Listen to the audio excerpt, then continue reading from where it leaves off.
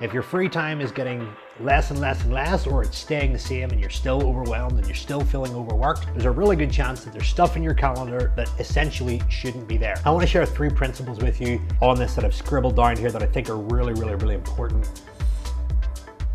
Hey guys, my name is Phil Graham. I'm the founder of Authority Network, the world's largest fitness business mastermind. Today I want to share a very important principle that holds so many entrepreneurs back from scaling and growing their business to high 6 figures / 7 figures. It really doesn't matter what industry that you are in.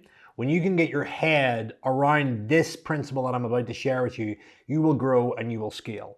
And essentially, what I want to teach you today is how to get out of your own way. So the biggest challenge, the biggest problem to growing and scaling is hiring people and growing a team in order to buy your time back and expand your bandwidth so that you can actually express yourself as the true CEO of your business and work on the most important thing that a CEO does, which is vision and strategy. So what is the problem that you'll be experiencing whenever you're stuck inside your business and you can't get out of your own way? Number 1, your days will be ram-packed from start to finish. You will struggle to switch off. You will be tired. You will always feel burnt out, and you will find that your inspiration for what you do is being questioned more and more and more. You'll be asking yourself, can I do this? How much longer can I do this for, etc., etc. You'll also find that you'll hit plateaus. You'll hit plateaus with income. You'll hit plateaus with free time. You'll hit plateaus with the amount of clients that you have, and essentially the amount of opportunities that are being presented to you. Typically, when you're growing properly, you will be growing in all those areas of money, impact, freedom, and opportunities. So take a little rain check right now. Stop for a second and actually ask yourself, is my income growing from where it was 6 months ago, a year ago, 3 months ago, whatever? If it's not growing, there's a really good chance that you're possibly overworking in an area that you shouldn't be and not getting to express the vision to the likes of people doing your marketing, or even if you're doing it yourself, you're likely caught up in client fulfillment, caught up in sales, and essentially can't grow the business. If your free time is getting less and less and less, or it's staying the same and you're still overwhelmed and you're still feeling overworked, there's a really good chance that there's stuff in your calendar that essentially shouldn't be there. And if it comes to clients and impact and you're not actually taking on more clients, there's a really good chance that subconsciously you know the work involved in taking on those clients is quite energy costly, and as a result of that, you don't want to take on anymore, so it affects your marketing, it affects your ability to get client results. And then opportunities. If opportunities aren't being presented to you left, right, and center, it's a sign that your work's not being seen or it's not impactful enough. And as a result, there's something going on inside the business that isn't allowing you to grow. So the first thing that I want to talk about is some of the big concerns about hiring people. Now, this is for anybody listening to this, whether you are hiring your first admin assistant or whether you are already working with a small team and you've hit a plateau and you just simply don't know how to hire next. You don't know when to hire, and you're worried about a couple of things. Number 1, no one is going to do as good a job as me. That is a big belief that I certainly was brought up believing. But when you realize that proper delegation and proper leadership is getting very clear on the role you're delegating, getting very clear on the key performance indicators, i.e. the main goals that you want to achieve with that role, and essentially the key performance actions and activities that allow one to actually achieve that goal, they need to be clearly dialed in, clearly explained, clearly monitored, and reviewed over time. And essentially, anybody that you hire has to be made accountable to those targets, those activities, those actions. Guess what happens when you don't make it clear? Guess what happens when you don't actually set key performance indicators, targets, goals, and activities? You then end up managing somebody very reactively, and it's very painful. And you end up with a ton of surprises. Work isn't done properly, it isn't done on time, you're chasing up on things, and as a result of that, it's quite frustrating. And then you build into your belief system that hiring someone is a very stressful task. It can be stressful, but it doesn't need to be anywhere near as that. So if you have someone on your team right now, or you're thinking about hiring someone, are you very clear on the role that they're actually coming in for? What are the main targets? What are the main goals, which is something we call lag indicators?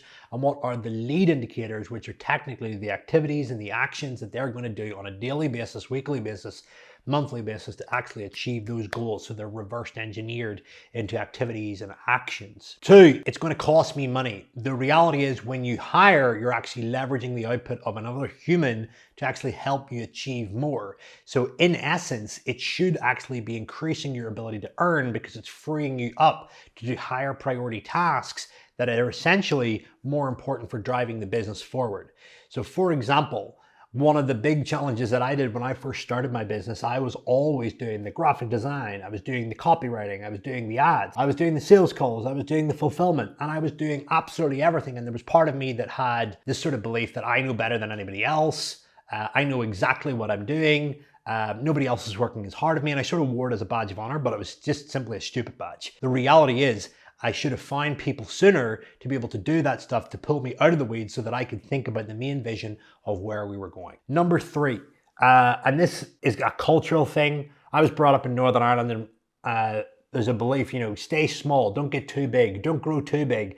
It becomes more complicated, it becomes more hassle. It's actually more dangerous to stay small than it is to grow, in my opinion, now that I realized that and have built a multi-7-figure business. I realized that when you grow, you're forced to adapt, you're forced to evolve, you're forced to hire. And as a result of that, that protects you.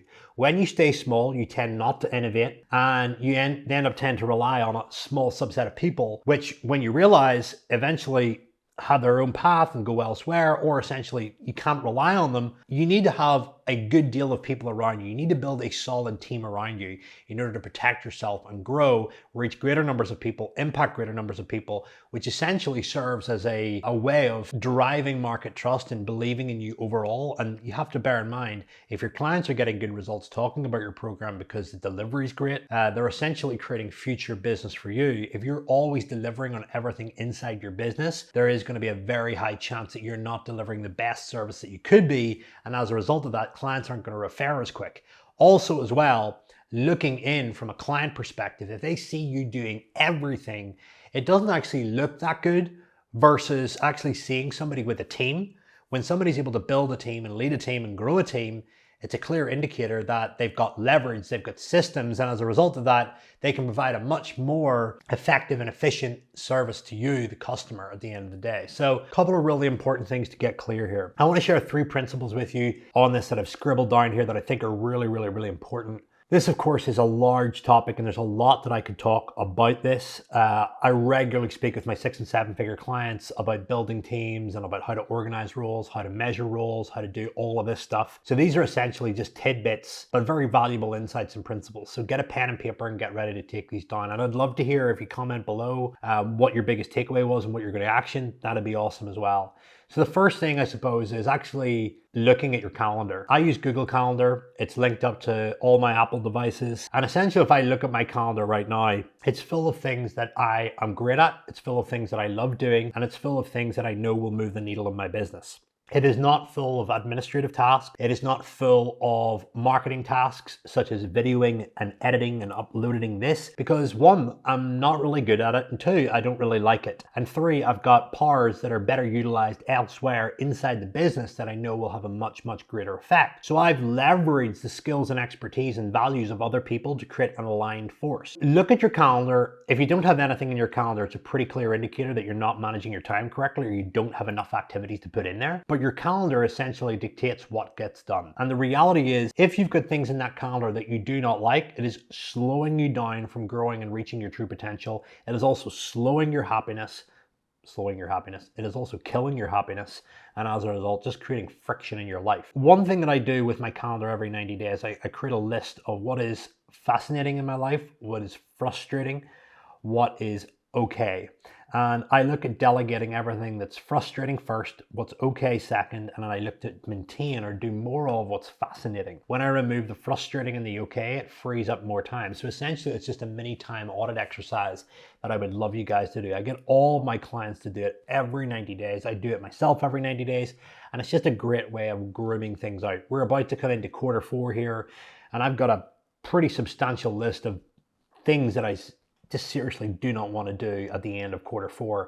So what I'm going to do is I'm going to hire for them, or I'm going to give them to somebody else who's already inside my team that essentially is capable of doing it and loves doing it and is excited to do it. That's important as well. They got to have the skill.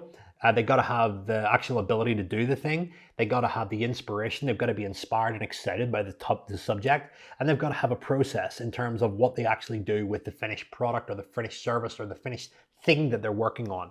So bear those in mind. Another action step for you guys is write a job description for your future self a year from now in the business. And here's a couple of questions. What are my superpowers, i.e. my skills and my traits? What areas of the business am I best placed in? What exactly will I do in those areas, and how will it look like on a weekly, monthly, and quarterly calendar? And what do I wholeheartedly refuse to do? Get a list of things that you refuse to do, put them down on this job description, and work towards that in a year's time. Third principle, buy your time back. That is one of the main reasons why you hire. Okay, you hire people so that you can buy back your time, so that you can spend it on more important things, spend it resting and recovering, spend it on vision, or simply spend it having some free time and enjoying your life. In terms of hiring and who to hire, in what order to hire, because I know there's going to be a lot of people listening to this at various different levels of income, but essentially always start with admin and calendar and inbox kind of related tasks. Get somebody in there. Second, you then look at marketing. One of the main roles of the CEO is to talk to their team and to talk to the market. And if you're not creating content on a consistent basis, if you run a service-based business or you're selling a product, you cannot build equity inside the market's mind. And if you can't build equity, they're not going to trust you as much. So it's about making contact frequently. So in terms of marketing, your videography, your graphic design, your uploading of assets, your scheduling of assets, these are all very important things that you need to delegate. The next thing is then fulfillment, client fulfillment, order fulfillment, whatever it may be, making sure that customers are happy, they are experiencing the service that you promised them, they're experiencing the product that you promised them, whatever it may be. The setup and the delivery of services or products to those clients is very, very important. The next one is then sales.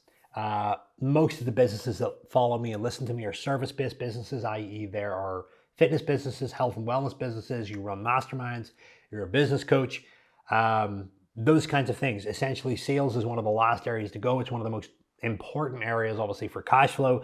And if you let it go too soon, you can halt cash flow. So it's very important to protect that role and let go of it. And then a level above that is to get managers in for each of the departments, the operations and admin, the marketing, the sales, the client success, and then have people manage the players underneath them. And then you report to those heads of department in order to get an overview and bird's eye view of the business without being in the weeds all the time. So that's just an overview of sort of 3 principles. I'm going to share a lot more on this stuff. If you find this video useful, please share it. Please remember to subscribe. I always put out videos like this with just insights, nuggets, just random pieces of gold that you can just take straight away, plug into your business and see an effect. So my action step for you in the last one is to just get good at delegating something every single week. And I want you to think about what's one thing that you can delegate before the week is out, or if you're at the end of the week listening to this, what's one thing I can delegate next week? Hope you find that useful. Much love. See you all soon.